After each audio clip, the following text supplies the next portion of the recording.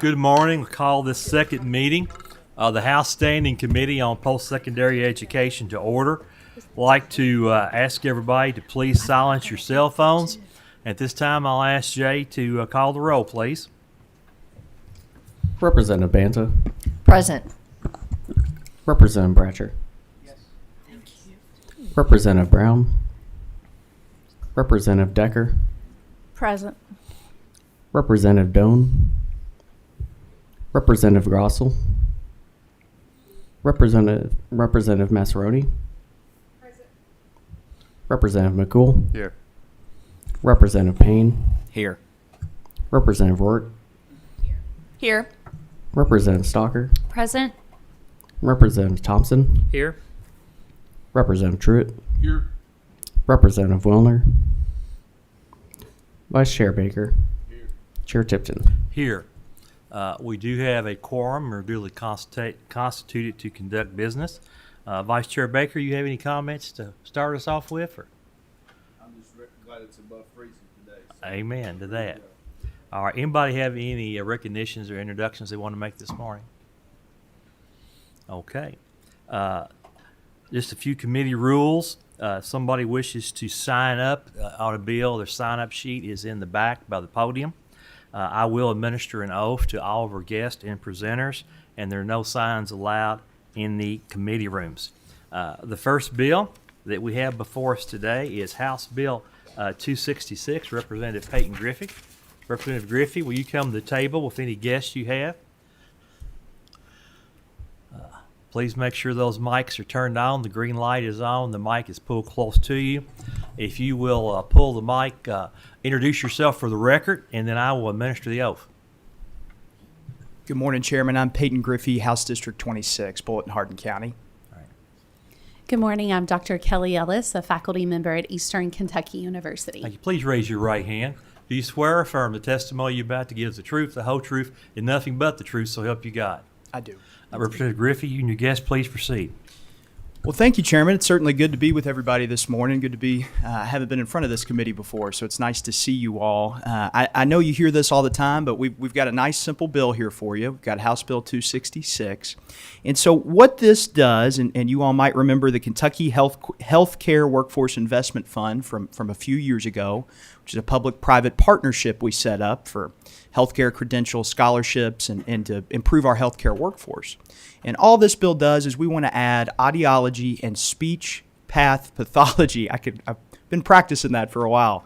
Pathology and audiology to the fund here as eligible credentials.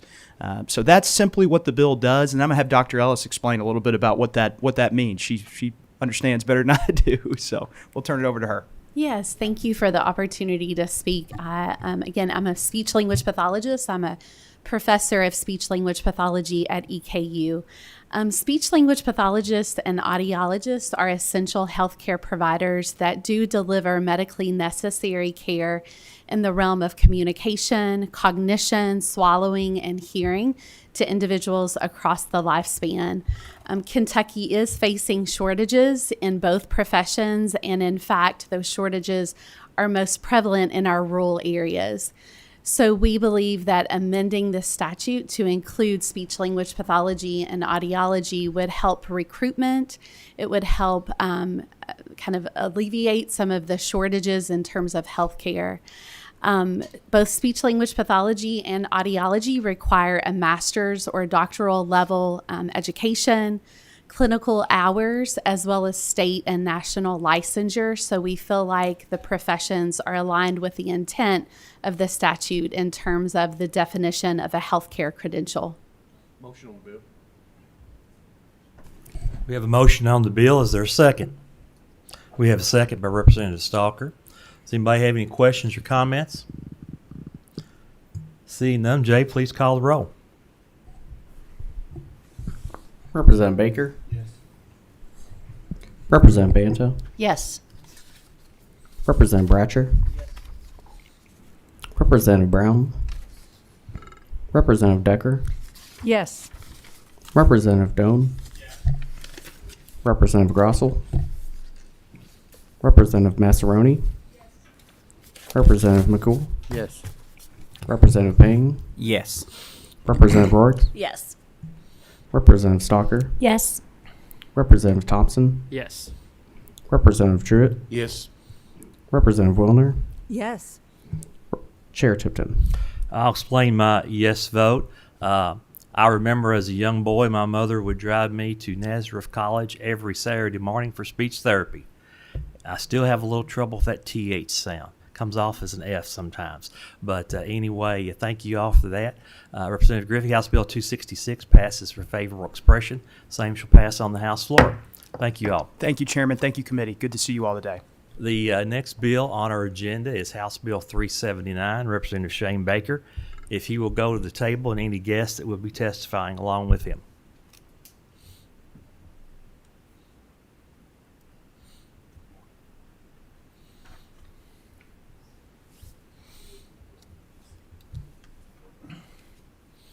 I think everybody here knows the routine, so please make sure those microphones are on and pull close to you. Representative Baker, if you and your guests will identify yourself for the record, and I will administer the oath. Good morning. Shane Baker, State Representative, 85th District. Good morning. Jenny Sand, Executive Director of Government and Community Relations for Northern Kentucky University. Travis Powell, Executive Vice President and General Counsel for the Council on Postsecondary Education. Please raise your right hand. Do you swear or affirm the testimony you're about to give is the truth, the whole truth, and nothing but the truth, so help you God? I do. Representative Baker, you may proceed. Well, good morning, Chairman. It's great to be with you this morning. House Bill 379, much of it is very familiar to you. We passed it last year through the committee and actually through the House. I just think it didn't make it very far in the Senate. It was largely a cleanup bill. It got rid of a lot of things that were outdated or unused. But over the past year, the post-secondaries and CPE have made some recommendations, some changes they'd like to see, and it includes some of that. The four primary things it does, it adds some language. The post-secondary governing board members' attendance at mandatory orientation or training is not subject to open meetings rules. Everybody has to have trainings and orientations early on in their tenure. So as long as they don't take any action, it's not subject to open meetings rules. And members, Representative Baker is explaining what's in the sub. Would you like to stop right there? And Well, you just explained one of the first things in the sub. I didn't know if you were going to do it. I can share what's in the sub if you want. Sure. It is my sub. Sure. And as Representative Baker mentioned, that is one of the things that the universities recommended for their board members when they're doing training, not to inadvertently violate an open meeting law. Another action is currently when a president is evaluated by the Board of Regents, that's done in public.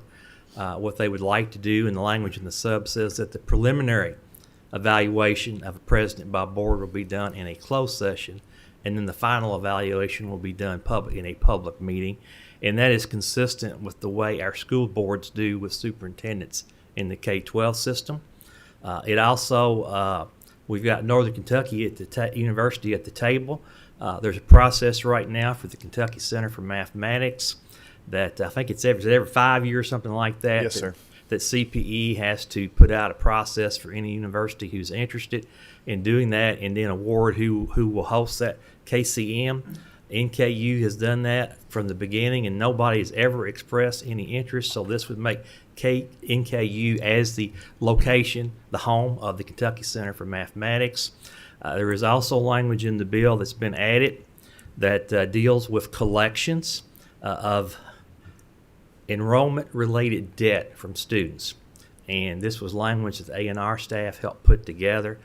So when a student does not pay their tuition, room, and board, it sets up a process from the universities and the Kentucky Revenue Cabinet to collect that debt, and sets up that process in statute. Two things removed from the original bill. There was language in there about the student body presidents. They get together from all their public universities. Language in the original bill had CPE kind of administering that. That's been taken out. And also there was language in there that would codify the work of the Commonwealth Education Continuum. That was also removed from the bill. So that's pretty much what is the difference between the sub and the original bill. Is there a motion on the sub? Motion. Is there a second? All those in favor of the sub say aye. Aye. Any opposed, no. committee subs adopted. So Representative Vice Chair Baker, please proceed. Well, Chairman Tipton, you did a wonderful job explaining it, and that pretty much covers it. I will allow my guests to share any thoughts they have on this well. I'll just say, I was prepared to go through any of the items, but Representative Tipton, I think, hit them all from the bill. A couple other things that were, in there that are still in the original bill, just to clean up some statutes and some committees that aren't used anymore. But related to KCM, I'll just say, and I mean, Jenny may want to have a few thoughts on this, but this is a process that we've done, again, ever since 2006, as Representative Tipton said. We do this RFP every 5 years. Nobody else ever bids. The only other additional piece of information that I'll say is, number one, Northern Kentucky University is doing a fantastic job with the Kentucky Center for Mathematics. And number two, the funding for this program is already in their base budget. So if we were to go in another direction and somebody else was interested, we'd have to figure out a way to move the money from NKU into the other institution. But again, no one else is interested, and they're doing a great job.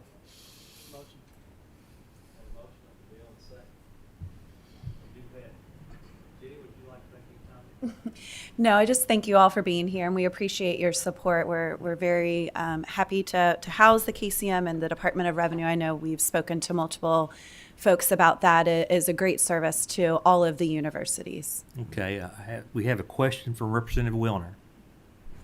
Thank you, Mr. Chairman, and thank you for going through, as you usually do, or always do, the changes for the sub. I appreciate that. Since it's a short agenda and we have a little time, I really know almost nothing about the Kentucky Center for Mathematics, and I wonder if you could just tell us what that is. Sure, yes. Thank you for the question. It's a statewide leadership organization that's, as we mentioned, headquartered at NKU. It was established by the General Assembly back in 2006, and its primary goal is to improve mathematics education across the Commonwealth by supporting teachers, students, and families. It focuses on making mathematics accessible and engaging to all learners from early childhood through post-secondary education, and it offers different learning opportunities, camps, training resources. Its website even has opportunities for parents to come and look at different things they can do with their students too. So it's pretty robust, and we've been honored to house it and really excited to move forward with it, not having to go through the administrative process of it. Could I just make a comment? Please do, Representative Wilner. Thank you so much. I think this is really great to hear about this, and I think so often in our culture we hear people say, oh, I don't do math, or I'm not good at math, and we wouldn't have people say, I don't do reading. And it's just as fundamental. It's so incredibly important that we understand math. And that's not something that we should just say, oh, that's too hard for me. So I really appreciate this agenda item. I appreciate this being included in this bill. I appreciate the opportunity to learn more about the work that you're doing and to just lift up the importance of mathematics education as a family, as young children, for educators. So thank you so much for this work. I appreciate it. Thanks for your support. Representative Wilner, you've got me started on math and numeracy now. As you may recall, we did House Bill 162, the Numeracy Counts Act, back in 2024, and part of that was developing a statewide professional development program for our teachers. KCM, along with KDE and our university partners, have come together with just an outstanding professional development for our teachers. There were over 1,000 teachers who went through that last summer. I got an opportunity to visit one of the trainings at JCPS. So KCM is a vital partner with us on our math education in Kentucky. Any other members have any questions? Seeing none, Jay, please call the roll. Representative Baker, Yes. Representative Banta, Yes. Representative Bratcher, Representative Brown, Representative Decker, Yes.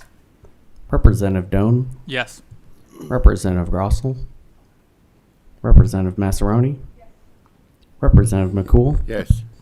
Representative Payne, Yes. Representative Rorks, Yes.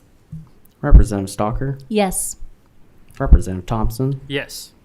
Representative Truitt, Yes. Representative Wilner, Yes. Chair Tipton. Chair votes yes. House Bill 379 is amended by primary House Substitute 1. Passes with favorable expression. The same shall pass on the House floor. Thank you so much. And that is the last agenda item for today. And stay tuned. We have Representative Dome. Go ahead. Yes, Mr. Chairman, I'd like to record my attendance. Okay. Thank you. Thank you. Thank you there. Appreciate that. We will be back here next week, I'm confident, and back to work. Everybody have a good day. We are adjourned.